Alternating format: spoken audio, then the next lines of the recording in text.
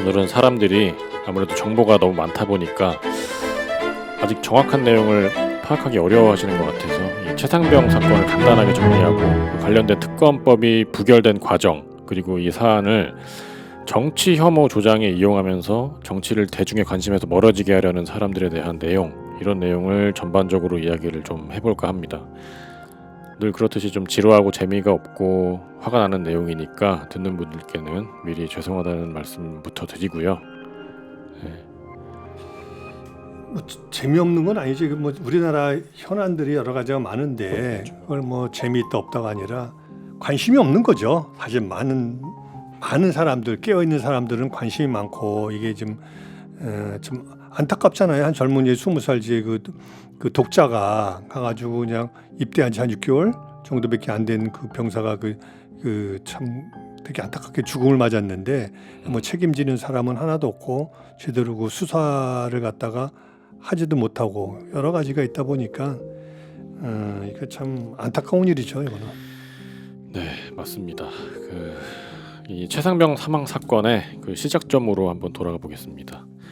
작년 7월에 경북 지역에 폭우가 내리면서 이 사망자와 실종자가 생기는 인명피해가 발생했죠.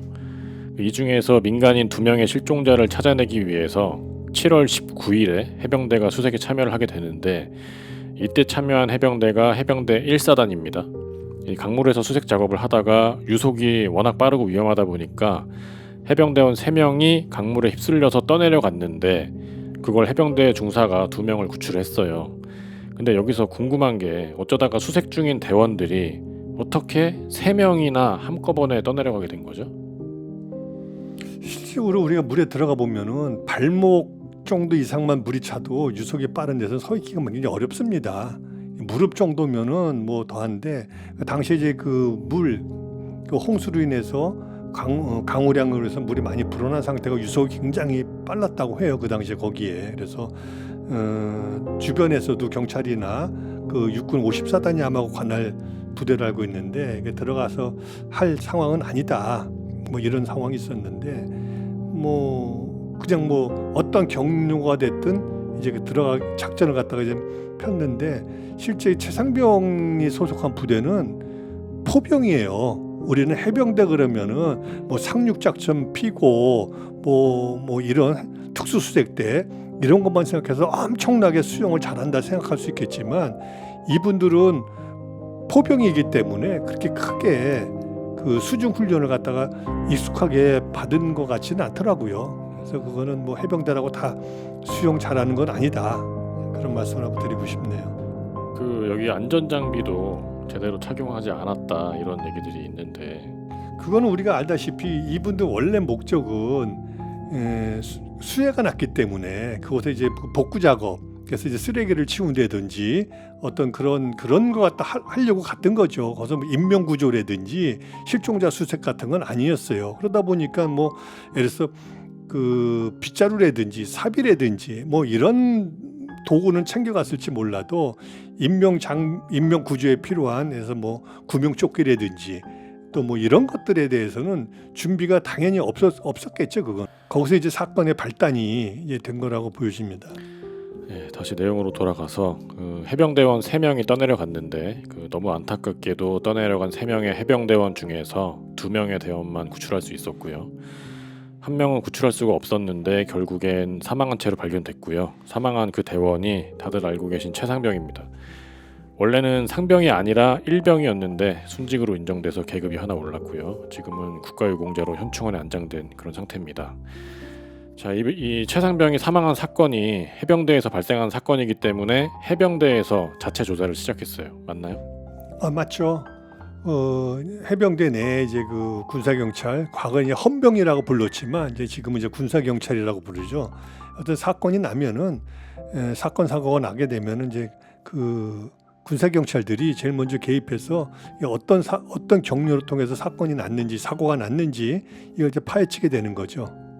그 해병대 자체 수사단을 꾸려졌잖아요. 예. 그 자체 수사단에 대한 설명 좀 해주시겠어요?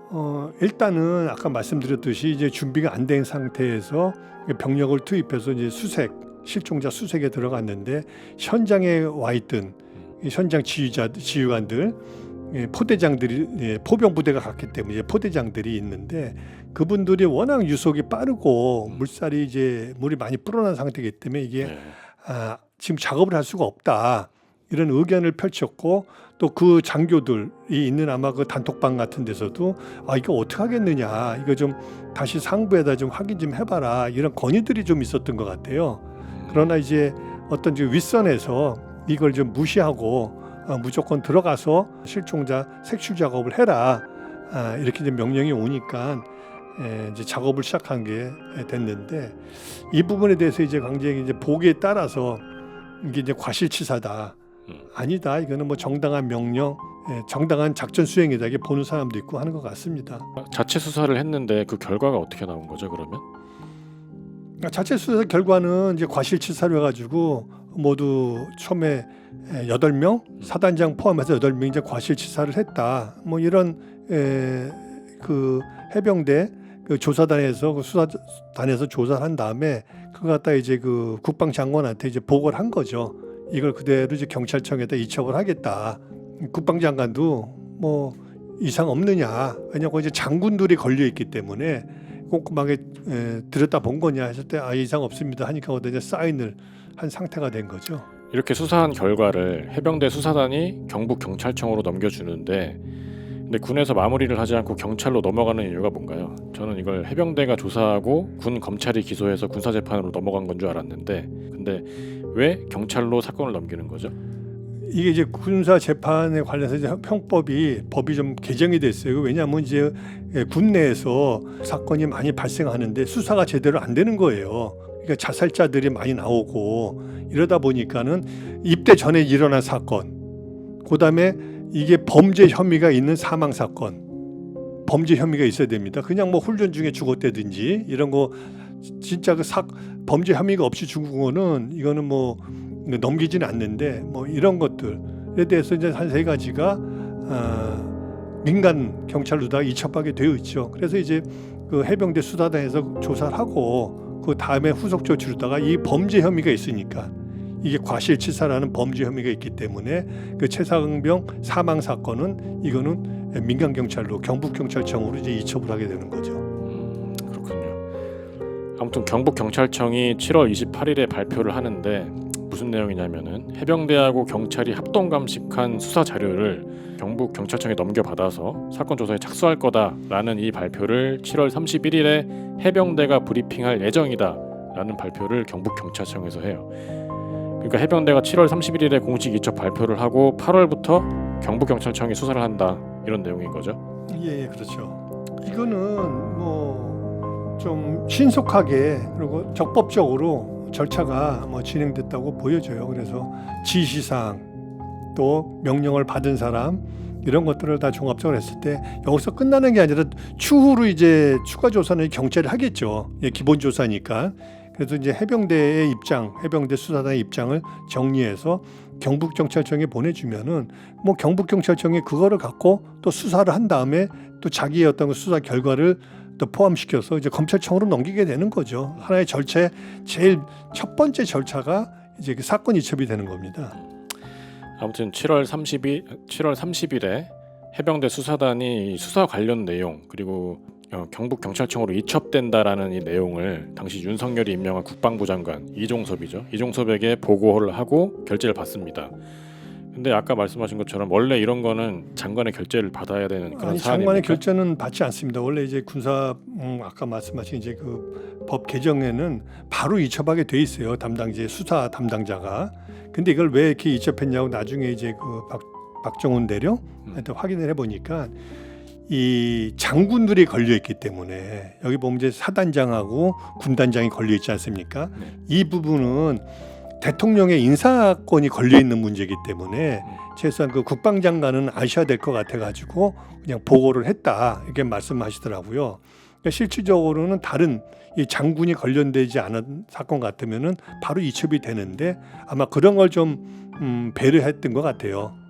대통령의 어떤 인사권 문제 관련해서 또 국방장관이 알아야 될 것 같아가지고 원래는 그런 결재가 없이 예, 그렇죠. 바로 그냥 이제 넘겨야 이첩을 되는 거네. 그 수사기관 해병 지금 같으면 이제 해병대 수사단에서 바로 이제 경찰청에다가 이제 이첩을 하게 되는 거죠. 아무튼 이제 7월 30일 오후 4시 반에 이종섭 국방부 장관이 해병대의 그 김계환 사령관 예. 그리고 박정훈 수사단장으로부터 수사 결과와 그 경찰청 이첩 보고를 받고 결재까지 했습니다. 이종섭 국방장관이 이 보고를 받고 결재까지 한 거죠. 곧바로 임성근 1사단장 문책 인사 그리고 후임자 인선을 논의하고 다음날 오전 11시 17분에 김계환 사령관이 임성근 해병대 1사단장에 대해서 사령부 분리파견이라는 인사발령을 냈습니다. 제가 이 최상병 사망 사건의 수사 관련 흐름을 볼 때 딱 여기까지만 정상적인 흐름이었던 것 같아요. 이 다음부터는 뭔가 이상해지기 시작합니다. 7월 31일이 최해병 수사 관련 공식 브리핑이 예정돼 있었던 날인데 이날 11시 17분에 임성근에 대해서 사령부 분리 파견이라는 보직해임 사전 절차가 진행됐다고 했잖아요. 예. 근데 40분 뒤에 그러니까 11시 57분에 국방부 장관이 김계환 해병대 사령관한테 이 사람 그 임성근 1사단장에 대한 복귀를 지시합니다. 40분 만에 결정이 뒤집어진 거예요. 근데 이거와 관련해서 여기가 윤석열이 경로했다는 그런 얘기가 있는데 이게 맞을까요? 이다음부터는 다 확인될 수 없는 그런 내용들입니다. 과연 경로를 했는지 대통령실에서는 국회에 나와서 얘기하지 않습니까? 경로한 사실이 없다고 하지 않습니까? 경로한 사실이 없다. 내가 그 회의에 그 당시 그 안보실 회의로 알고 있는데 안보실 차장도 내가 그 회의에 참석했지만 난 그런 얘기 들은 적이 없고 또 다른 경로를 통해서 다른 모임에서도 그런 경로를 했다는 얘기를 들은 적이 없다. 일관되게 대통령실에서 그런 주장을 했기 때문에 이것은 이제 경로는 어떻게 해서 경로라는 설이 나은지 모르지만 그 안에 있는 사람이 얘기했던 거 아니겠습니까? 어쨌거나 지금 나온 거는 경로를 했다. 그리고 그 이후에 모든 것이 좀 이제 아까 말씀하신 대로 비정상적으로 흘러갔는데 이 경로라는 게 왜 나왔냐면 이제 빨리 가서 그 보고서를 회수해라. 대통령이 지금 경로했다 하는 그 이제 김기환 사령관 또 이제 이런 사람들의 증언을 통해서 얘기가 나오는 거죠. 처음에 나올 때. 사령관님 이거 적법하게 그 보고서가 넘어갔는데 넘기는 건데 또 왜 회수합니까? 이게 했을 거 아닙니까? 지금 대통령이 열받았나 봐. 경로했대. 뭐 경로라고까지는 했겠습니까? 대통령이 지금 난리다야. 이랬을 것 같은데 그래서 이제 그때부터 이제 경로라는 말이 흘러나오기 시작한 거죠. 그래서 오전 11시 17분에 보직해임 절차를 진행했는데 57분에 뒤집어졌잖아요. 예. 근데 여기서 중요한 게 17분과 57분 사이 그러니까 11시 45분에 국방장관하고 대통령실의 통화 기록이 있어요. 예. 이 통화 직후에 전날 본인이 보고받고 결재까지 한 사안을 줄줄이 부르기 시작합니다. 이 대통령실 일반 전화로 국방장관에게 누군가가 어떤 내용을 전달한 것 같다. 이런 정황상 누가 봐도 장관보다 윗선의 개입인데 그런데 이날 국방부 장관이 임성근 복귀만 지시한 게 아니에요. 이날 7월 31일에 언론 브리핑하고 국회 국방위원회 보고가 있는 날인데 국방부 장관이 언론 브리핑도 취소하고 국회 국방위원회 보고도 취소하라고 이거 둘 다 취소하라고 지시를 합니다. 그래서 둘 다 취소가 됐어요. 예. 뭐 이거는 이제 그 얘기로는 이제 본인들이 다 내가 결정했다고 하지 않습니까? 처음엔 몰랐는데 꼼꼼히 들여다보고 하니까 이게 좀 잘못된 것 같다. 뭐 이런 판단들을 사실 했을 수도 있고 그러니까 좀 본인들이 결정을 했다. 뭐 사건 보고서 회수라든지 여러 가지 명령은 뭐 대통령한테 지시받은 게 아니다. 뭐 이런 얘기들을 하고 있는데 그 내용까지는 사실 저희들이 어떻게 확인할 수가 없는 거죠. 이게 지금 통화한데 기록은 남아 있어요. 근데 그때 당시에 수차례가 아니라 수천 건의 통화 기록이 있다는. 그러니까 거기는 내용이 이제 있었는데. 그런 얘기들도 하는 거죠. 장관하고 비서관하고 대통령하고 국가 안보가 걸린 상황이고 툭하면 그런 얘기예요. 지금 북한에서 지금 풍선을 띄우고 미사일을 쏘고 근데 수시로 우리 통화를 한다. 그 통화하는 게 당연한 거지. 어디 대통령하고 장관하고 통화한 통이 없겠느냐 하면서 이제 그게 퉁치고 있는데 어쨌거나 이 사람들은 그건 자연스러운 일이다. 대통령실을 중심으로 안보실 그다음에 그 비서실 이런 것들이 국방부 해병대 사령부는 특히 이제 도서지yor 백령도로 관할하고 있기 때문에 최첨단에 가 있다. 그러니까 이게 통하는 것은 그건 지극히 자연스러운 거다. 우리나라 안보 상황에서 뭐 이런 핑계를 대고 있어요, 그냥. 그래서 그 내용들을 우리가 확인해 볼 수 없기 때문에 그게 좀 답답하긴 하지만 정황상 이게 과연 상식적이냐에 대한 어떤 그런 좀 뭐라 그럴까 그 의혹의 눈초리는 있는 거죠. 하필 그 사건이 일어났을 때 그 사건을 전후로 왜 그렇게 분주했을까 이런 거죠. 여기서 일단 지시가 끝난 게 아니고요. 원래 7월 31일에 해병대 수사단이 최상병 사건을 경북 경찰청으로 이첩하기로 했잖아요. 예. 그걸 이첩하지 말라고 지시를 합니다. 본인이 어제 보고받고 결재까지 끝난 사안인데 네. 여기에 대해서는 어떻게 생각하시나요? 그것도 아까 처음부터 얘기했듯이 그때부터 우리가 흔히 대통령 경로서를 갖다 나왔던 그날부터 계속 이게 다 번복이 되는 거잖아요. 이것도 번복의 일환이죠, 그냥. 그러면서 이제 그 사건 보고서 회수해라 이런 건데 사건 보고서를 갖다가 이첩된 걸 갖다 회수하면 안 되는 거죠. 그럼 불법이죠, 사실은. 경찰청도 내주면 안 되는 거죠. 이제 이첩을 받았으니까 그건 이제 경찰청 소관이 되는 거죠. 근데 그걸 이제 내주게 되지 않습니까? 여기서는 또 회수를 하고 여기서부터 이제 일이 공식적인 절차가 자꾸 이제 불법적으로 이제 꼬여가기 시작하는 거죠. 무슨 근데 며칠 있다가 또 갑자기 최상병 사망 사건을 조사한 해병대 수사단장 박정훈 대령을 집단 항명 수괴죄로 군 검찰이 입건을 해버립니다. 갑자기 해병대 수사단에 대한 감찰을 시작하더니 박정훈 수사단장을 보직해임 시켜버리고 그 집단 항명 수괴죄로 입건을 시켜버려요. 이게 무슨 일인 거죠? 이게 윤석열이 엄중히 조사하라고 강조도 했으니까 박정훈 대령이 원칙대로 수사를 한 것 같은데 집단 항명이면은 최소 3년 징역인데 윤석열이 남은 임기 동안 교도소에 넣어놓으려고 한 건 아닌지 이거는 이런 이제 생각이 드는데 상명하복 오랫동안 이제 검찰에 근무하지 않았습니까, 윤석열이가. 상명하복이 이제 몸에 밴 거죠. 그래서 일단 수사를 사실 스톱시킨 거 아닙니까? 그리고 보고서를 다시 회수하고 재수사를 갖다가 이제 원했던 거죠, 윤석열은. 그래서 수사 보고서를 갖다가 넘기지 말아라, 이첩하지 말아라 했던 건데 사실 이제 그 이첩을 했죠. 그러면 이제 윤석열 입장에서는 자기가 군 통수권자로서 명령 불복종이 되는 거예요. 자기가 볼 때는. 자기 말 안 들었다. 그렇죠. 내가 군 통수권자야. 그럼 명령 그거 넘기지 마. 좀 더 볼 게 있어. 다시 한번 이거는 너무 경솔해. 사단장하고 뭐 이게 분단장을 갖다가 장군들을 갖다가 막 그렇게 범법자 취급하면 이건 한번 좀 더 꼼꼼히 생각해봐야 돼. 다시 한번 재수사라든지 검토를 해봐야 돼. 이런 취지로다가 이제 그 회수를 아니면 저 이첩을 보류시켰는데 박 대령이 안 들은 거죠, 얘기를. 그럼 자기 입장에서는 명령 불복종이다. 명령 불복종인데 그래서 그다음부터는 이제 경로가 해서 막 난리가 난 거죠, 이제.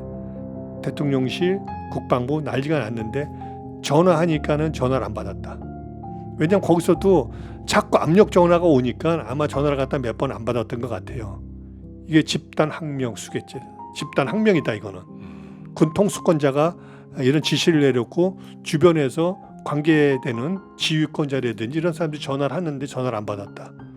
집단 항명이다. 거기 수괴가 박 대령이다. 뭐 이렇게 가는 거죠, 이제. 그래서 그 뭐 재판 중에 있는데 그래서 이게 뭐 집단 항명인지 어마무시한 죄를 갖다가 씌워놓고 있는 거죠. 대통령 말을 안 들었으니까. 그렇죠. 명령권자 말을 안 들었다. 그 윤석열 대통령이 이종섭 국방부 장관에게 8월 2일 날, 그러니까 해병대 수사단이 최상병 사망 사건 수사 결과를 경북 경찰청으로 이첩한 날이 8월 2일이에요. 예. 이날 당시 이종섭 국방부 장관에게 휴대전화로 3차례나 직접 전화한 걸로 알려졌어요. 예. 이것도 그 문책하기 위해서 전화를 했을까요? 그렇죠. 뭐 본인 입장에서는 화가 났든지 뭔가 다급했든지 요즘 최근에 이제 로비설도 나오고 있는데 어쨌거나 이걸 빨리 처리해야 되는데 내 의지, 내 결심을 확실하게 장관한테 보여주고 또 결과는 어떻게 처리됐는지를 확인하려고 뭐 그런 3번씩 통화를 했을 수가 있는 거죠. 근데 국방부에서 해병대 수사단이 수사한 최상병 사망 사건을 국방부 조사본부로 이관을 시켜버립니다. 예. 애초에 경북 경찰청에서 수사를 해야 되는 거잖아요. 이 예, 사건이. 근데 그 자료를 넘기지 말라고 했는데 박정훈 대령이 경찰청에 넘겼다면서요. 예. 그러니까 경찰이 수사하는 게 맞는 것 같은데 왜 갑자기 국방부 조사본부가 중간에 끼고 들어오는 거죠? 계속 반복된 얘기인데 어. 조사가 미진하다고 잘못됐다고 보는 거 아닙니까? 해병대 조사가. 사건이 경찰청으로 넘어갔잖아요. 그러니까 다시 이미. 회수한 거죠. 잘못된 보고서다. 그런 거죠. 잘못됐으니까는 우리가 좀 더 들여다본 다음에 넘겨주겠다. 한 번 넘어간 거 그렇게 다시 왔다 갔다 해도 되는 겁니까 그게? 지금 특검 대상에 경찰청, 경북경찰청도 포함이 돼 있어요. 과연 이게 제대로 된 그거 합법적인 절차였는지를 물어보자. 우리가 따져보겠다는 건데 이미 그 수령한 보고서를 갖다 내주면 안 되는 건데 그 사람들도 또 경찰도 행안부 공무원들이에요. 행안부 소속의 경찰청장도. 장관은 근본적으로 대통령 참모들이에요. 법적 지위가. 그러다 보면 행안부 장관이 압력을 넣을 수도 있고 청장 그거 뭐야 당신 입어서 끝날 거여서 옷 안 벗어? 그럼 또 할 수 있는 거. 공무원들은 까려면 까야 되기 때문에 불법은 나중에 또 문제고 지금 당장 문제될 수가 있으니까 보고서가 회수됐으니까 그 다음은 이제 국방부에서 나머지 조사를 하는 거죠. 이제 미진했다고 하니까 그 덮는 게 아니라 장세도 조사를 해야 될 거 아닙니까? 어디가 미진했는지를. 이 국방부 조사단이 다시 이제 조사를 해서 결과가 좀 다르게 나온 것 같은데 8명에 대해서 이제 그 과실치사 혐의가 이제 주어졌어요. 근데 이제 그 국방부 조사단에서는 2명으로 줄였죠. 2명으로 이제 줄이고 그 2명도 이제 그 이제 포대장들, 현장 지휘관들한테만 덮어씌우고 현장 나머지는 지휘관들. 그렇죠. 뭐 현장에 있던 관련된 인사들만 씌우고 나머지는 다 이제 무혐의가 된 거죠. 대통령이 윤석열이가 이런 일로 사단장을 자르면은 누가 사단장 하냐 이런 말을 하면서 격노를 했다고 하는데 그렇다고 또 사단장 하나만 빼기도 뭐하고 하니까 그냥 줄줄줄줄 빼줄 거죠. 그래서 2명만 이제 기소가 돼서 재판에 회부돼 있고 나머지는 다 빠져 있습니다. 당시에 국방부 보고서는. 이렇게 이제 경북 경찰청으로 이첩된 사건이 지금 결과가 슬슬 나오고 있는데 결국 국방부 조사단 자료로 수사한 경북 경찰청이 임성근 전 제1사단장에게 업무상 과실치사 또 직권남용 혐의가 없다고 보고 검찰에 불송치하기로 결정을 했다고 이런 며칠 기사가 전이죠. 나왔습니다. 네. 이 임성근은 국회에서도 증인 선서를 거부하고 또 거짓 증언을 하다가 계속 들통이 나고 그랬는데도 불송치다. 이거 도대체 뭐가 어떻게 돌아가는 겁니까? 이게 경찰은 그 임성근 사단장의 자기 변론을 그대로 대변하는 그런 게 된 거예요. 임성근이는 무슨 말을 하냐면 임성근 측에서는 나는 현장을 방문해서 지시를 한 적이 없다. 지시를 한 적이 없다. 다만 지도는 했다. 지시와 지도는 뭐냐? 지시는 명령을 갖고 야 이거 해 저거 해 하는 게 이제 지시가 되는 거고 지도는 야 이렇게 쓰면 좋겠다. 저렇게 하는 게 낫지 않을까? 이런 어떤 그런 조언이라고 보는 거죠. 그러다 보니까 이걸 경찰에서 그대로 인용을 해준 것 같아요. 임성근 사단장은 현장 가서 지시나 명령을 한 게 아니라 지도를 했다. 이왕이면 효율적으로. 다만 우리가 아까도 말씀드렸듯이 예를 들어서 바둑판 무늬로 수색을 해라. 또는 이제 가슴에 올라오는 그 장화를 신어라. 또 숲속에 있지 말고 숲속 밑으로 내려가라. 뭐 이런 걸 하지 않습니까? 구체적으로. 숲을에서 내려가라는 것은 물속에 들어가라는 거예요. 그렇잖아요. 그렇죠. 네. 그리고 격자 무늬로 수색하라는 것은 물속에서 수색하라. 물속에 들어가서 이제 손을 잡든지 뭘 해가지고 앞뒤 대오를 맞춰가지고 이게 수색하라는 거 아닙니까? 발로 이렇게 밟아가면서 그 수색을 지시하는 거예요, 그게. 근데 그걸 갖다가 이거는 그냥 지도다 이렇게 얘기하는 거예요. 아니 군대에서 사단장이 그렇게 지도를 하면 그게 지도예요, 지시예요? 다 지시죠. 우리가 다 군대 생활 해봤지만 지도로. 이 사실 대령급 연대장이나 중령급만 해도 군대에서는 하늘 같잖아 보이잖아요. 아니 스치는 말 한마디로라도 그냥 산을 깎아내리는 상황이. 우리는 이제 그 투스타가 와서 그리고 군기 세게로 유명한 해병대 투스타가 딱 와가지고 야 이거 이렇게 저렇게 막 하는데 그 안에서 그 중령들이 대대장들이 이거 사단장이 그러면 안 됩니다. 이러면 할 수 있는 대대장이 누가 있겠어요 거기서. 그게 군대입니까? 그게 그래서 그렇게 되면 가고 난 다음에는 자기네끼리 얘기할 수 있겠죠. 이거 사단장님이 너무한 거 아니야? 이거 다 되겠어? 뭐 할 수 있지만 그 앞에서는 까라면 까는 게 군대인데 그거 다 안 되면 되게 하라. 뭐 이런 군인 정신들이 있지 않습니까? 이런 거 갖다 못해 그러면은 옳게 보겠습니까? 사단장이 당연히 시키는 대로 해야 되는 겁니다. 근데 이런 걸 놓고서 경찰에서는 지도를 한 거지 지시를 한 게 아니다. 명령을 한 게 아니다. 이래가지고 이제 직권남용이라든지 이런 데서 이제 면책을 다 해준 거죠. 이게 그러니까 취사 선택을 하는 것 같아요. 검찰도 그렇고 경찰도 그렇고 아까 말씀드렸듯이 이제 그 임성근이가 이제 유선상 또는 현장을 방문해가지고 여러 가지 지시를 한 게 있지 않습니까? 근데 자기네 지도라고 하는데 현장 지휘자들은 그걸 지시로 받아들인 거예요. 그렇죠. 근데 임성근은 그걸 지도라고 얘기하는데 경찰에서 그걸 지도로 받아줬어요. 그냥 인정을 해줬어. 그러니까 이거는 불법이 아니다. 근데 단순하게 지나가는 말로다가 야 이렇게 했으면 좋겠다 하는 그 의견 개진이었지 지시가 아니었다고 하는데 근데 실질적으로 그 지시를 들었던 지도가 됐던 지시를 현장 지휘관들은 그 지시를 이해한 거예요. 그걸 지켜야 되니까. 근데 이게 이제 양쪽이 이제 의견이 다르지 않습니까? 그렇지. 그러니까 보통 수사의 기본은 A의 주장과 B의 주장이 다르면은 각각의 의견을 청취한 다음에 대지 신문을 하든지 어떤 게 더 근거가 더 확실한지를 평가를 해야 되는 게 경찰 수사관들의 업무인데 대질이 없었다는 거예요. 그래서 국회에서 이제 어떤 그런 질의를 할 때 보니까 그거 왜 안 했느냐 답변을 잘 못해요. 그러니까 이 사람들도 처음에 이거 수사 발표를 할 때 비공개로 하려고 한 거 아닙니까? 카메라 안 된다, 녹음기 안 된다, 뭐 안 된다. 그러다가 하도 말이 많으니까 살짝 이제 반공개 형식으로 한 건데 그만큼 이 부끄러운 거예요 이게. 이 부끄러운 발표가 영상으로 남기를 원했지 않은 거죠. 그 사람들도. 경찰도 이게 아니라고 본 거야 사실은. 자기네도 치욕스러운 거죠. 현장 수사, 경북경찰청 수사 담당자들도. 그것도 그래서 진짜 그 저 높은 곳에서부터 자꾸 이렇게 내려오지 않았냐. 예, 그리고 또 이제 그 수사 기록서를 수사 보고서를 회수할 때도 담당자한테 위에서 연락이 와가지고 그 경북경찰청에서 전화가 올 거다. 그러니까 가서 회수하라. 그러니까 자기가 지금 회수할 업무를 맡았는데 연락이 올 거다.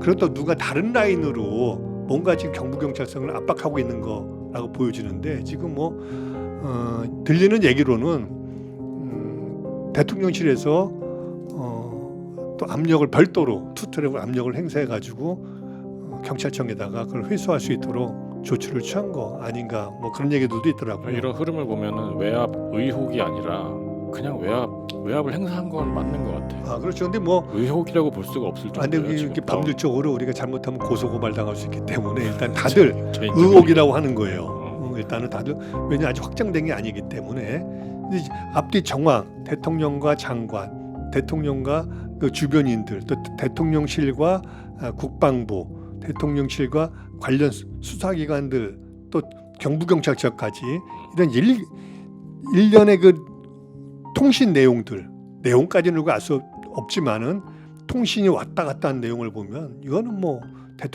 대통령실의 개입이 너무나 뻔한 거고 사건 은폐 그다음에 수사 외압 이거는 의혹이라고 말하기엔 너무 좀 무리가 있죠. 뻔하죠. 아무튼 이제 공수처의 또 국방부 검찰 단장 그리고 법무관리관 이 두 명을 박정훈 대령이 고발을 했습니다. 예. 공수처에 고발을 했어요. 공수처에 고발한 이유가 뭐죠? 왜 고발한 거죠? 검찰도 있고 경찰도 있는데 공수처에 고발하는 거는 이제 이 사람들이 다 법을 다루는 거. 공수처는 이제 뭐 고위 공직자도 있지만은 검찰을 잘 우선으로 보는 사람들이에요. 수사기관, 고위 검사들, 그다음에 고위 경찰들 이 두 사람도 다 수사를 하는 사람들이에요. 검찰단장, 법무관리관 이런 사람들이 그렇기 국방부 때문에 이제 검찰단장, 예, 국방부 법무관리. 관련돼서 공수처에서 수사를 하고 있으니까 아마 그쪽에다가 수사를 했는데 내용은 이제 상당히 위증을 하고 거짓말을 했던 거죠 이 사람들이. 그렇기 때문에 이걸 갖다 좀 제대로 밝혀달라 하고 있는데 실제로 법무관리관도 그렇고 검찰단장도 그렇고 위증을 하거나 거짓말 한 부분이 많이 있어요. 근데 본인들은 아니라고 또는 나중에 밝혀져도 아 내가 착각을 했다 당시에는 이렇게 넘어가고 있는데 그것도 이제 하나하나 밝혀야 되는데 지금 뭐 여러 가지 큰 것들이 많다 보니까 큰 줄기 잡기도 지금 바쁜 것 같아요. 그러면 이제 민주당 있잖아요. 예, 예. 민주당은 이종석 국방부 장관하고 대통령실 관계자들을 또 공수처에 고발을 했는데 예, 이건 예. 왜 고발한 거죠?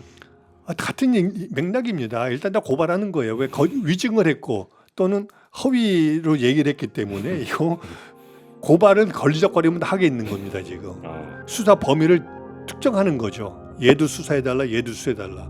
해보니까 국회 나와서 엉뚱한 소리에 얘도 좀 수사해달라. 수상하지. 그렇기 때문에 이제 그 근거가 없이 하는 건 아니고 그렇죠.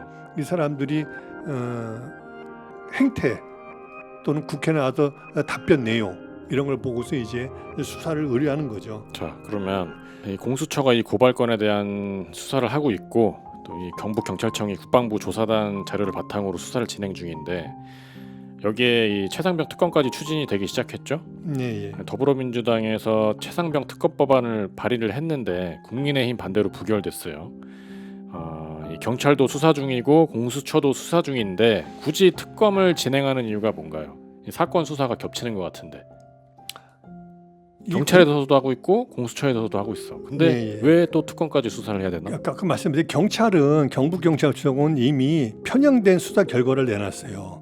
합리적이지 않고 중립적이지 않은 이미 그 임성문 사단장의 입장을 상당히 대변하는 그분의 입장 중심으로 결과를 내놨기 때문에 믿을 수가 없다 이런 거고 공수처는 최근에 이제 자기들 실추된 명예를 회복하기 위해서 열심히는 하는 것 같지만 근본적으로 한계가 있어요. 수사 인력이 적다 이런 게 있고 또 들여다보면 최근에 그 통신 기록이 중요하지 않습니까? 우리가 그렇죠. 천 통화가 왔다 갔다 했는데 최근에 일련의 상황을 놓고 누구하고 통화를 했는지 또 누구하고 문자를 주고받았는지 이 정도는 알아야 되는 거 아닙니까? 그렇죠. 근데 이런 통신 기록에 대한 영장 청구가 계속 기각이 되고 있어요. 판사가 기각을 시키고 있는 예, 거죠. 그렇죠. 공수처가 통신 영장을 발부를 그렇죠. 해달라고 법원에다 이제 요청을 했는데 하는 거죠. 판사들이 계속 거부를 한다는 거죠. 보통 이제 그 일반 검찰들이 그런 영장을 신청하면 95% 이상이 발급이 돼요. 그래서 오죽하면 우리가 영장 ATM 기기라고 좀 그런 비아냥도 하지 않습니까? 검사들이 하는 영장은 짝깍짝깍 나와요. 근데 이제 공수처에서 하는 건 잘 나오지가 않은데 특히 최상병 사건 관련해 가지고 최근에 아주 중요한 이게 왜 중요하냐면은 다들 아시겠지만 7월 19일이 사건 발생일입니다. 그렇죠. 요번에 7월 19일이 얼마 안 남았잖아요. 그럼 이제 통신회사에서 통신 기록을 보관하는 기간이 1년이랍니다. 시간이 없어요. 그럼 이제 증거로 활용할 수가 없잖아요. 그렇죠. 없어지니까. 소멸되니까. 그래서 그 전에 통신 기록 확보하려고 지금 공수처에서도 계속 지금 이걸 하고 있는데 안 내주는 거예요, 제대로. 그러다 보니까 판사가 수사 방해하고 있는 거 아닙니까? 나름대로 자기들도 또 흔히 하는 얘기, 법리와 양심에 따라 판결한다, 뭐 이런 건데 어쨌든 간에 믿을 수가 없죠. 판사도 믿을 수가 없지만은 공수처도 심히 딸린다. 그리고 최근에 뭐 보니까는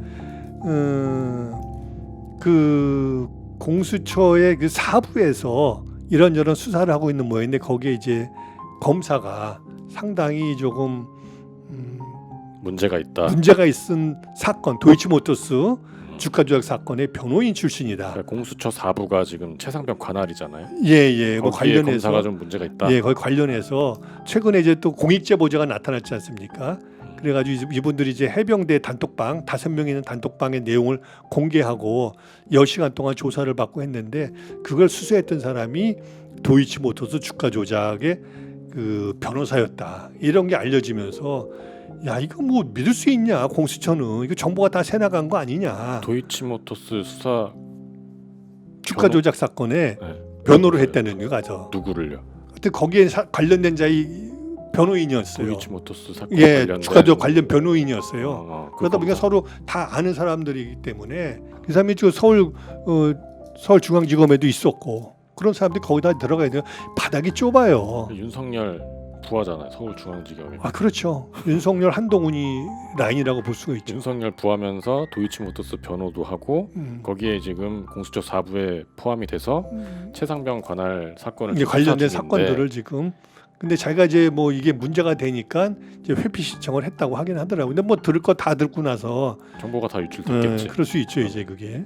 무슨 수사를 하는지 이미 다 알고 있겠네요. 예, 다 예. 준비를 하고 있는 거 아니에요? 그 그러면? 사람이 무슨 이제 제가 직업적 양심이 있다고 하면은 그걸 뭐 함부로 전달하지는 않겠지만 글쎄 잘 모르겠어요. 우리나라 변호사들이 그렇게 직업적 양심이 투철한지는 잘 모르겠네요.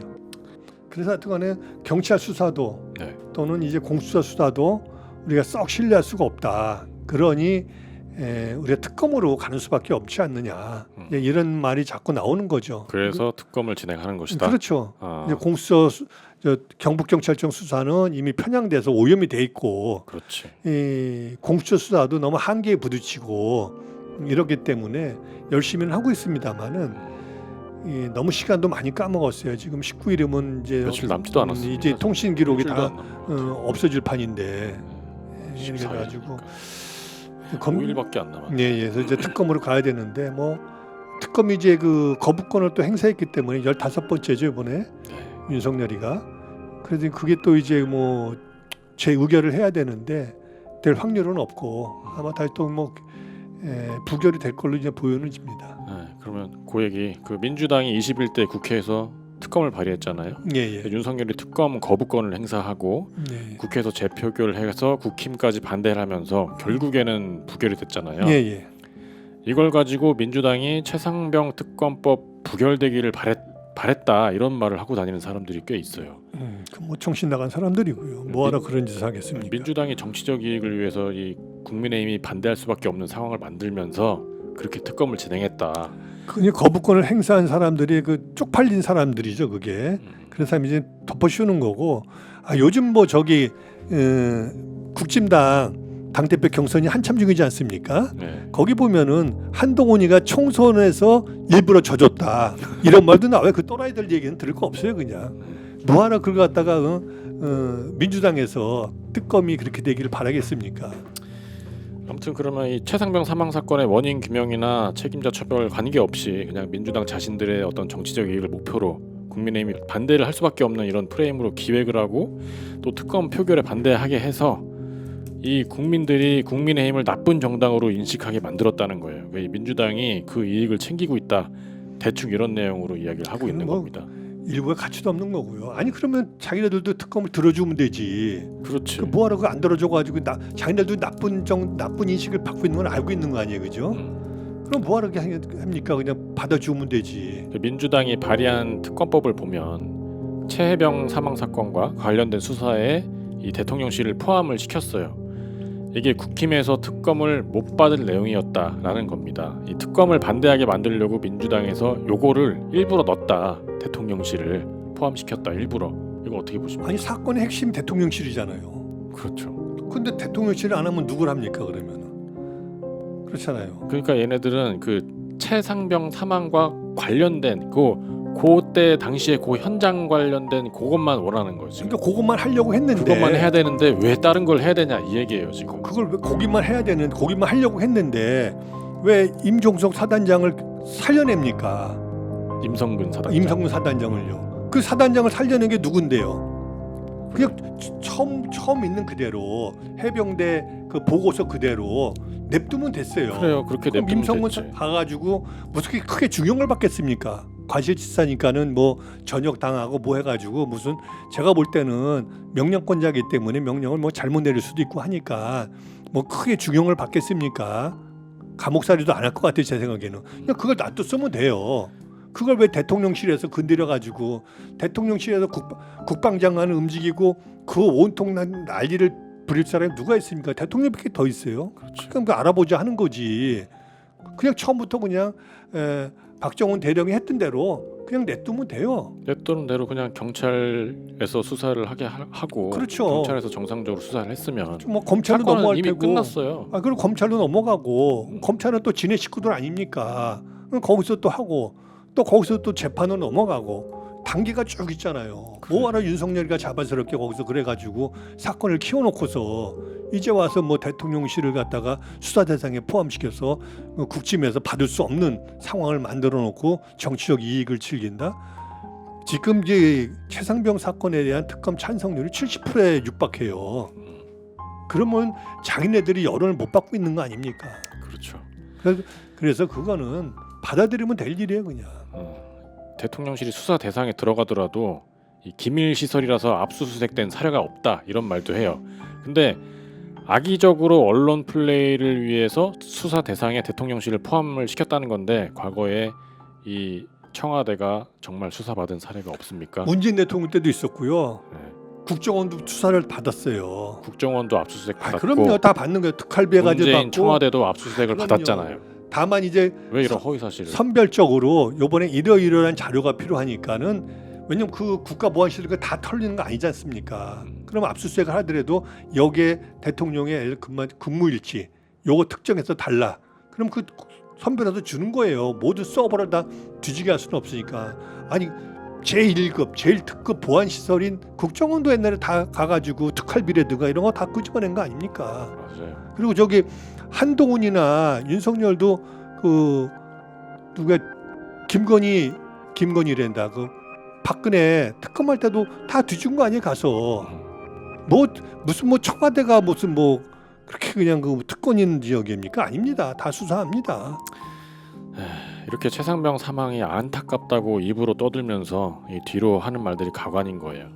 압수수색된 사례가 없다면서 누가 대통령실 압수수색해서 언론에 상황 공개되고 하고 언론에 상황 공개되는 거 이런 거 좋아하겠냐 이런 말도 하고 사람이 죽은 사건에 대해서 민주당이 또 정치적 계산기를 돌리면서 만든 게 이번 특검의 핵심이다 이렇게 얘기를 하는데 아무튼 이분들 하는 말을 들어보면은 세월호나 이태원 참사도 정치적으로 이용했다 이렇게 이야기를 할 것 같습니다. 그렇지 그렇게 해왔잖아요. 너는 이제 자식 팔아서 그렇지 뭐 보험금을 얼마를 받았네 뭐 이런 소문도 많이 났고 지금 이태원도 마찬가지로 그렇지 않습니까? 맞아요. 최상병도 그렇고 똑같습니다. 태도들이. 그래서 이 사람들은 그야말로 그 정치적 목적으로다가 그런 아픔을 갖다가 이용하고 폄하하는 거죠. 이 사람들이 하는 말 중에 특검은 검찰 수사가 진행될 때 검사가 제대로 수사를 안 하는 것 같을 때 그때 하는 게 특검의 취지래요. 그러니까 아직 경찰이 수사하고 있는데 검찰에 넘어가지도 않았고 근데 특검법을 발의한 거는 대중들을 그냥 선동해서 인기를 얻으려는 수작이다. 근데 특검이 그런 취지가 맞아요. 이 사람들이 주장하는 대로 검사가 제대로 안 하는 것 같을 때 이때 특검을 하는 건가 그 기준을 누가 어떻게 정하는지 특검은 모르겠지만 이런 겁니다. 특검은 그 권력하고 연관이 있어 보일 때 권력층하고 그랬을 때 그때 검사들이 제대로 수사를 하기가 어렵다. 왜 임명권자가 대통령이니까 그랬을 때 하는 거고 그동안에 모든 이제 특검이 수사가 종료되거나 경찰이나 검찰 수사가 종료된 다음에 하는 게 아니에요. 중간에 정치적 판단에 의해서 하는 겁니다. 그랬을 때 아니 지금 대통령을 수사하자고 수사 대상에 올려놓고 있는 특검이 검찰한테 맡겨놓으면 검찰이 수사합니까? 지금도 보세요. 김건희 수사가 지금 3년 4년 돼도 안 하고 있잖아요. 이런 걸 맞아요. 보면 행태를 아는 거죠. 거기에 또 수사 관련된 검사들 전부 다 교체해버렸지 않습니까? 그렇죠. 그러니까 이게 수사를 방해하고 수사를 지연시키고 이렇게 하는 거예요. 도이치모터 사건이 벌써 언제적 얘기입니까?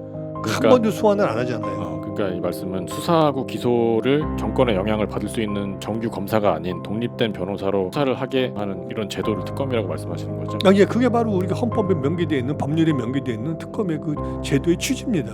그러니까 검사가 제대로 안 하는 것 같을 때 하는 게 아닌 거잖아요. 그냥. 그렇죠. 그렇죠? 영향을 받을 것 같을 때 그리고 또 제대로 안 하잖아요 지금. 검사가 제대로 안 하는 것 같을 때 하는 건데 그건 안 하는 것 같잖아요 지금. 수사권도 없고. 근데 검찰로 넘어가지도 않았다는 거죠. 경찰에서 수사를 했고. 아니 경찰 수사가 1년을 끌었잖아요. 이제 좀 있으면 10주기야, 1주기야. 그러니까 그렇게 끄는데 경찰이나 해서 증거도 다 인멸됩니다. 그러니까 경찰이나 검찰이나 뭐가 다르겠어요. 그러니까 아무튼 특검을 요구할 조건이 충족된 상태도 아니다라는 거예요. 심지어 대통령실을 특검 대상에 넣었으니까 국민의힘이 반대하고 부결시킨 건 어쩔 수 없는 선택이다. 이렇게 이야기를 하면서 물을 타는 거죠, 한마디로. 국민의힘 행태를 합리화를 시켜주고 있어요. 계속 반대를 하는 이 그런 행태를. 사람들은 다 있어요. 이런 말 하면서 양쪽 정당 모두 잘못하고 있다. 이런 식으로 자기는 양비론적인 입장이다. 이렇게 슬쩍 빠지면서 그런 거 일일이 대응하지 마요. 이렇게 피곤하게 한가해요. 그런 것도 일일이 대응하지 말고 그런 사람들은 그냥 그런 거예요. 암만 좋은 그래도 양비론을 펼쳤다는 것은 그만큼 궁색한 거야. 여론이 안 좋기 때문에 그런 거 아니겠어요? 어디가 잘못됐다. 하나 51대 49로 어디가 잘못됐다. 잘했다. 그러면 그걸 분명히 얘기를 해야죠. 근데 지금 전 국민의 약 70% 가까이가 동의하는 이거는 거부권 행사하면 안 된다고 하는 법안에 대해서 뭐 그렇게 미주알 고주알 엉뚱한 얘기들 하고 있으면 그동안에 십수 차례 특검이 있었지만은 검찰 조사가 다 끝난 다음에 한 게 몇 건이 됐어요. 없었어요. 그리고 검찰 조사에서 엉뚱한 결과 나온 거 그거 갖고서 나중에 뒤집힌 경우도 있잖아요. 그렇죠. 그렇기 때문에 검찰 조사는 만능이 아니고 검찰은 권력의 영향을 받을 수밖에 없기 때문에 특검은 그리고 정치적 정무적 판단이에요. 그때 무슨 뭐 경찰 수사가 끝나고 또는 뭐 검찰 수사가 끝나고 해야 된다. 특검이 뭐 그런 건 아니에요. 예, 그 대통령실이 관련 내용으로 1000통이 넘는 전화를 돌리면서 외압을 행사한 걸로 알려지고 있고 대통령은 해외 순방 중에서도 이 관련 내용으로 전화를 한 기록이 있는데 사실 이게 명백한 외압이고 당연히 특검 대상에 이거 포함이 돼야 되는 게 맞겠죠? 당연하죠. 특히 가가지고 본인 휴가 중에 대통령 휴가 중에 개인 폰으로도 연락을 했다는 거 아닙니까? 대통령으로서 보안 의식이 전혀 없는 거예요. 아니면 김건희가 전화를 했든지 그런 거 아닙니까? 정부에서 보안이 되는 도청을 갖다가 막는 이런 특수한 핸드폰을 갖다 지급하는데도 불구하고 개인 폰으로 전화를 했다. 휴가 전에 자기 검사 때 쓰던 그런 폰으로 전화를 했다는 것은 이 폰을 갖다가 대통령이 굳이 뭐 그걸 써야 될 일이 뭐 있을까? 뭔가 내가 볼 땐 김건희가 썼을 수도 있죠. 옛날 폰 자기가 갖고 있다가 뭐 전화 걸어가지고 장관이나 뭐 이렇게 전화 걸 수도 있는 거고. 하여튼 모든 게 의혹 덩어리잖아요. 절차적으로 안 하니까 원칙대로 안 하고 법을 안 지키니까 사소한 거 하나까지 다 그냥 좀 그렇습니다. 이 최상병 사망 사건에 이 관심을 갖고 이야기하는 사람들을 우리 같은 사람들이죠. 그러니까 관심을 갖고 있는 사람들 이런 사람들을 좀 정치병 환자 취급하는 사람들이 있어요. 그리고 은근히 자기는 양비론인 척 슬쩍 빠지고 그러면서 이제 정치병 환자들이 좀 부끄러운 줄 알아야 된다는 이 주변 사람들이나 나라를 위해서 꼭 그거 병 치료받고 집에서 놀지 말고 일이나 열심히 해라 이런 얘기를 하면서 본인은 이제 국민의힘 지지한다는 말을 못하는 것 같아. 양쪽 정당 다 마음에 안 든다고 하면서 누구를 지지하라는 건지 모르겠다 뭐 이런 얘기도 하는데 제가 볼 때는 이게 사실은 노리는 것 같아. 이거 그냥 정치 혐오를 조장하는 거예요. 지금 상황에서 사람들이 정치에 관심을 갖지 못하게 만들고 또 특검 추진이나 경찰 수사에 힘을 빼버리면 이익을 보는 쪽은 어디고 불이익을 보는 쪽은 어딘가요? 어떻게 생각하세요? 우리는 사실 정치 과몰입되는 건 있어요. 우리는 다 내용도 모르면서 자기가 어떤 정치적 이념도 안 서 있으면서 그런 사람이 있어요. 오늘 트럼프가 총을 맞았어요. 다행히 지금 뭐 스쳐 지나가서 큰 이제 목숨은 건졌습니다만은 그 이재명도 칼을 맞았어요. 이게 딱 그런 사람들이에요. 뭔가 그 사람 그렇죠. 양쪽에 다 있어요. 그게 우리는 그걸 정치인들이 유도하는 것도 있고 우리는 너무 정치에 과몰입하는 경향이 있어요. 보수 농객들이 그런 얘기 하잖아요. 윤석열한테 제발 그거 유튜브 좀 끊으세요. 차라리 왜 조선일보 동아일보를 안 봅니까? 차라리 그거 보는 게 나을 거예요. 그걸 보라고 하잖아요. 그렇기 때문에 그런 일부 우리가 유튜버들 뭐 별 개소리들 하는 거, 헛소리들 하는 거 일일이 들어주곤 할 거 없고 그 중에 또 뭐 아까 걱정하시는 대로 정치 혐오증이 좀 이렇게 확산되거나 정치 중도층, 무당층들이 거기에 휩쓸리거나 뭐 할 수는 있어요. 그건 그거대로 둬요. 서로 논방을 하게 되면은 또 그것도 피곤해. 어떻게 보면 우리나라 정치가 참 후진성이 많은데요.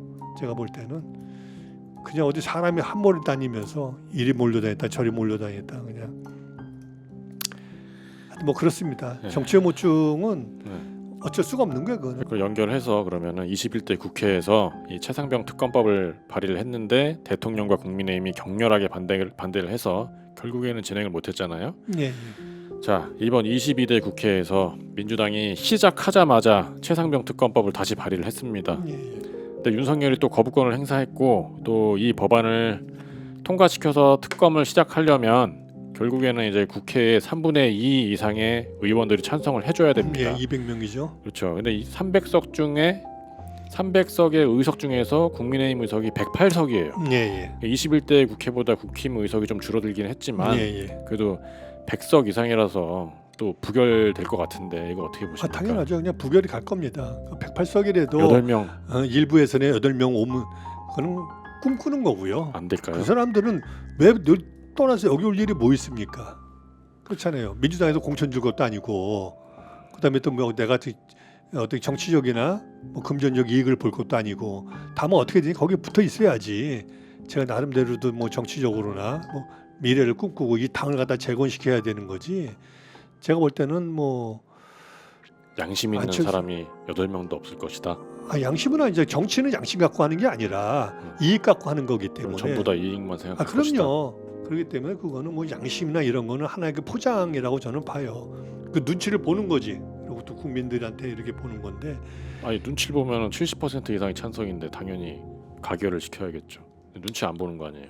자기 이익만 보는 거 그 아닙니까, 정책이 그러면? 그런데 지금 자기 정당 지지율이 민주당보다 앞서요. 아, 정당 지지율을 항상 앞서더라고 희한하게. 그러니까 네. 당연히 이번에 그래 어려울 때야. 근데 선거 때 우리가 잘못했어. 그냥 그때만 그런 거고 우리가 그냥 좀 버티면 되자, 힘내자 이렇게 있는 거기 때문에 물론 모든 여론조사에서 민주당에 뒤지는 건 아니지만 또 요즘은 이제 당대표 선거 때문에 민주당 당대표 선거가 이슈화가 못 되고 저쪽은 뭐 개싸움 하느라고 이제 이슈화가 되니까 높아질 수는 있어요. 그렇지만 총선 이후에 상당수의 여론에서 민주당이 뒤지고 있는 건 사실이에요. 아무튼 그렇기 때문에 그러면- 쟤들도 희망을 보는 거죠. 만약에 여기서 근데 최상병 특검을 갖다 통과시켰다. 그럼 어떤 상황이 벌어질까요? 정치적으로 뭐 좋은 일이 있을까 거기 사람들한테? 국힘은 손해죠 그냥 일단. 아 망하는 거예요 그냥. 그러다가 뭐 김건희부터 시작해가지고 누구 쭉 타고 올라가겠죠. 나와가지고 그럼 망하는 거죠. 야, 그렇다고 해도 이거를 부결시키면은 진짜 뭐 인간도 아닌 것 같아. 자기가 주어진 권리죠. 그 사람들도 주어진 권리이기 때문에 지금 법률 대 법률로 싸우고 있기 때문에 아니 자기의 불이익을 감수하고서라도 좀 이런 거는 올바른 목소리를 좀 내서 아니, 그 사람들이 찬성표를 좀 던져주고 사람들은 그런 그게 게 약간 그게 낭만인가요? 그 사람들 그게 올바르다고 생각하는 거예요. 자기 이익을 자기가 보는 자기 암시를 주는 거지 자꾸 아. 이게 올바른 기다 나라를 위해서 것. 이렇게 아무리 특검 제도가 있지만 이게 남발해서는 안 된다. 그러면서 이제 이거는 대통령이 어떤 걸 통치권을 갖다가 흔드는 거다 정치적으로. 그러면 나라가 혼란해진다. 혼란해지면은 안보가 불안하다. 안보가 불안하면 전쟁이 일어날 수 있고 아니, 지금 현실이 다 그렇고 있는데 경제가 그렇다는 나빠질 수 있고 거야. 자기네끼리는 다 이렇게 하는데 결국은 자기 정치적 이득이 없기 때문에 그런 건데 그 박근혜 탄핵은 약 한 60명 이상이 동의했잖아요. 그래요, 맞아요. 동의한 거는 그냥 뭐 동의했었잖아. 그 사람들은 한이 맺혀서 그래. 그 당시 이제 뭐 친박이니 뭐니 해가지고 계속해서 이제 그 공천을 갖다가 이상한 쪽으로 몰고 갔잖아요 박근혜가. 그리고 누구 배신자 막 하면서 당을 망가뜨려서 그런 거죠. 그러다 보니까 이제 공천 선거 끝나고 나니까 아우 박근혜 저 꼴도 보기 싫은데도 이런 게 나오니까 60명이 뭐냐 우리끼리 당 만들어도 되잖아 이런 게 나오는 거지. 그래도 박근혜 탄핵에 동의를 해줬지만 야 8명이서 우리가 당을 만들어도 되지 하면 안 되는 거지 이게. 그리고 그때 탄핵 찬석한 이후부터 국민의힘의 의석수가 굉장히 많이 줄었잖아요. 그 다음부터인 것 같아. 다음부터 뭐냐면은 이게 이 사람들이 안 되겠다. 계속 2당이 되는 거야. 2당이 되는 거예요. 이 당. 그러니까 1당이 못 되는 거야. 그렇지. 1당이 못 되고 제 2당이 되니까 맨날 서러움 받는 거지 이제. 그 전에는 박근혜 때 그때 152석이가 150 몇 석으로 1당을 했는데 그 이후 탄핵당하고 이후부터는 계속 못하고 이제 민주당이 계속 압승을 하고 있잖아요. 저 문재인 대통령 때 180석인가 했고 그 전에는 그 분열이 됐는데도 그때 뭐 박지원 나가고 뭐 안철수 나가고 막 그랬는데도 일당을 했잖아요. 121석인가 몇 석으로 과반은 못 됐지만. 근데 지금 또 이제 뭐 거의 170 몇 석 이렇게 되고 있으니까 국짐으로서는 국민의 심판이 예리한 거죠. 이게 그래서 맞다고 생각은 하겠지만 모르겠어요. 맞다고 생각할지도 모르겠고 아무튼 결국엔 특검에 찬성을 해주면 자기들 손해다. 그래서 이렇게 자기 집이 생각할 수밖에 무너지는 없는 거예요. 제 생각이 그런 거예요. 그래서 저는 8명이 이탈표가 나오리라는 것은 저는 이제 하나의 그냥 너무 나이브한 생각이다. 예, 그거는 없을 것이다. 이렇게 보는 거죠. 아휴, 참 그러네요. 마무리 좀 해주세요. 그럴 때 이번에 상황을 보면 어쨌거나 최상병 특검에 대해서 아까 말씀하신 대로 부정적 의견을 갖고 계신 분들도 있고 또는 이제 어떤 정치적으로 좀 왜곡되게 그걸 갖다 이렇게 좀 하는 분도 계신데 실제로 이거는 꼭 필요한 법안이긴 해요. 다만 현실적으로 민주당이나 범야권이 200석이 안 되기 때문에 좀 그러고 있는데 그래서 지금 이제 그 민주당에서는 이제 상설특검 이거 갖다 다시 살리자 뭐 그런 얘기를 하고 있어요. 상설특검은 이제 그 법안이 아니기 때문에 윤석열이가 이제 거부권을 행사할 수가 없다는 그런 장점이 있죠. 이제 박주민 의원이 이제 이걸 다시 거론하고 있는데 다만 이제 이거는 검사가 한 5명 그러니까 규모가 작죠. 규모가 작은데 또 하나 제가 보기에 단점은 뭐냐면은 시간적으로 좀 이제 미비점이 있어요. 그래서 지금 민주당에서는 상설특검법 개정안을 또 이제 발의를 했는지 이제 하려고 하는데 이것 또한 제가 볼 때 윤석열이 거부권 행사하지 않겠냐 이렇게 보는 거죠. 그래서 지금 사실은 나름 민주당에서 또 조국혁 신당에서는 많은 걸 애쓰고 있지만은 아무것도 되는 건 없다. 거부권이 있는 한 아무것도 되는 건 없다. 여기서 마무리할까요? 예, 오늘은 여기까지 말씀을 하는 거죠. 거나 좋은 하루 되십시오. 예, 다들 활기찬 하루 보내시기 바랍니다. 그렇습니다. 예. 네. 들어주셔서 감사합니다. 감사합니다, 여러분.